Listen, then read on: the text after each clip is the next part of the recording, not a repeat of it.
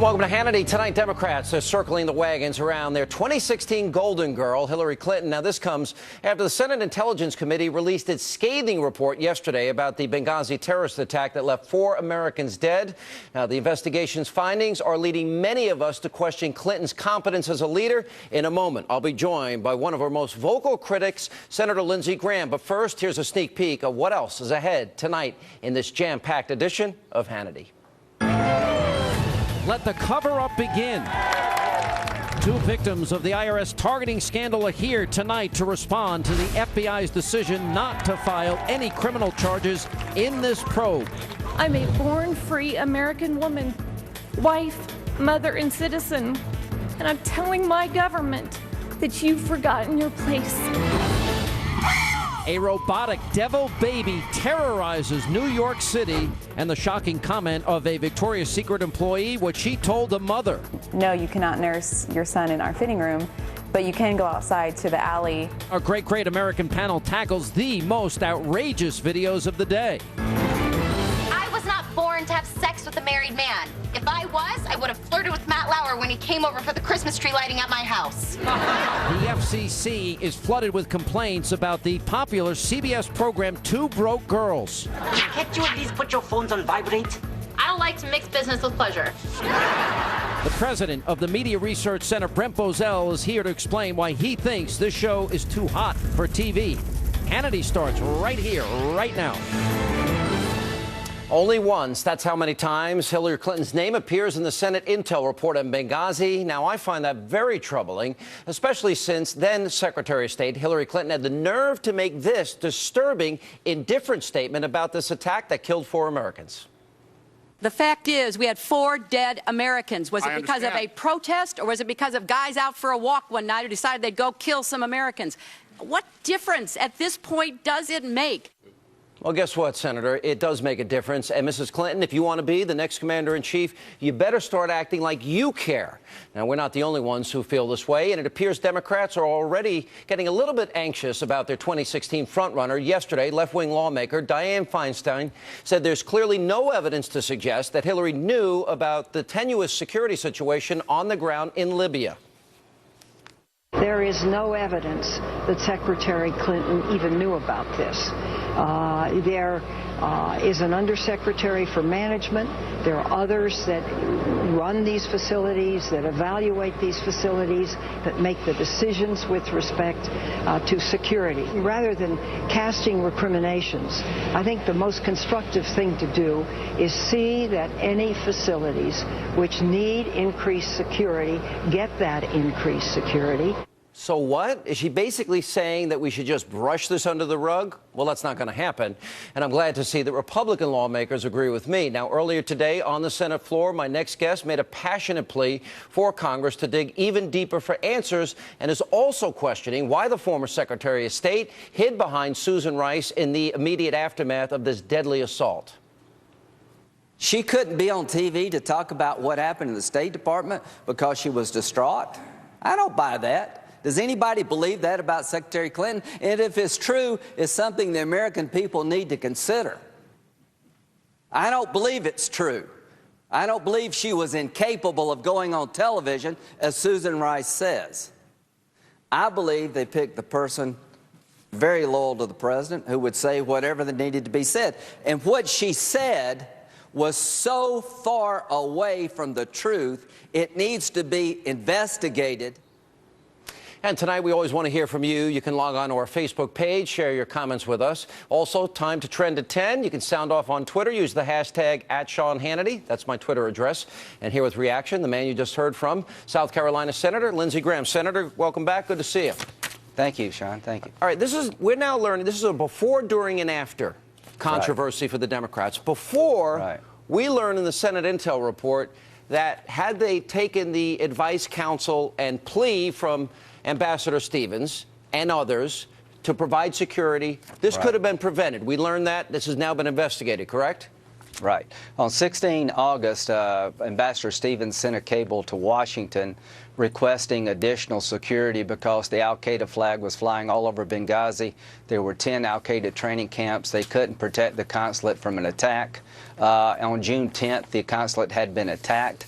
If Hillary Clinton didn't know, why not? The Secretary of Defense testified publicly that he was aware of the threat reporting coming out of Benghazi. So how could the Secretary of Defense know about the request for additional security, the threat level, al-Qaeda being in Benghazi, and Secretary Clinton not? Now, we also learned this week, and I think this is probably as disturbing as anything because it magnifies the intensity and the premeditated lie that followed thereafter. Yes. But we also learned this week that, in fact, while the raid had just begun, that the top military advisors of the president were informed this was a terrorist attack. And they knew that going into a meeting that day with the president when they informed him. Is that all true? Absolutely. General Ham happened to be in Washington. He got a report in real time.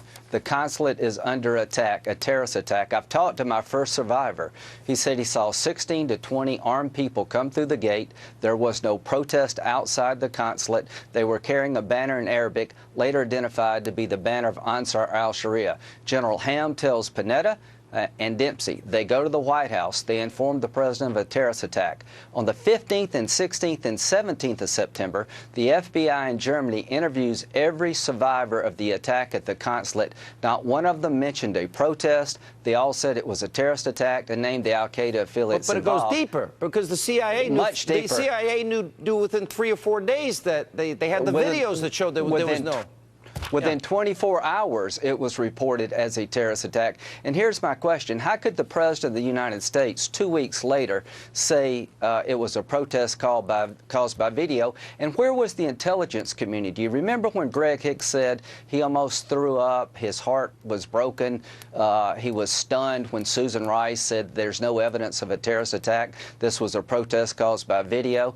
Why didn't somebody at the CIA who knew better pick up the phone and call the White House and tell the president, quit lying about Benghazi? All right. There's so much to be unearthed yet. All right, so they knew within 24 hours there was no protest going on, but then Susan Rice did the 5 Sunday shows, and a week after, the president goes before the United Nations. Now, then we've got the cover-up, before, during, now, after. Right. And after, this narrative emerges that directly contradicted the original written narrative, right? They knew it wasn't a terrorist. They knew it was a terrorist attack, but they purposely lied to us.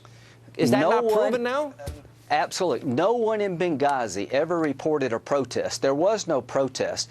The Turkish ambassador left the consulate shortly before the attack. Not one, and the ambassador went to bed. Do you think he went to bed if there were protesters outside the consulate? Nope. The FBI had in their possession on the 15th, the 16th, and the 17th, interviews of every survivor. Not one of them said there was a protest. They all said it was a terrorist attack. Now, why did Susan Rice jump the gun?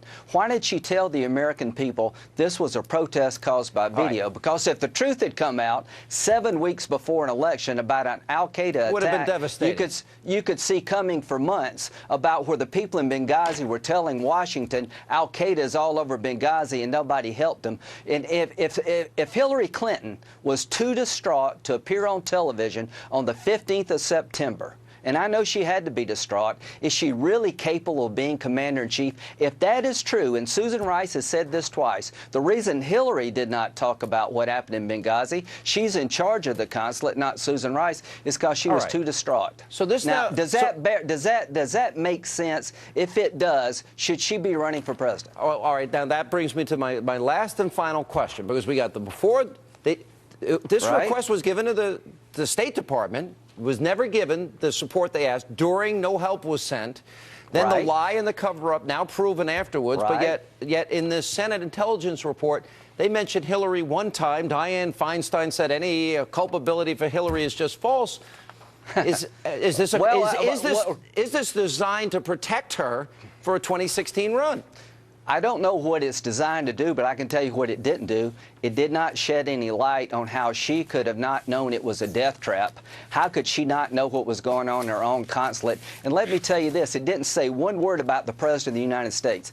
If, in fact, the Secretary of Defense told the White House in real time this was a terrorist attack, and if every survivor told the FBI it was a terrorist attack, how could our President, for 2 weeks, tell the world it was a protest caused by video 7 weeks before the election? We're just starting on Benghazi. Are we ever going to hear from the people that were there?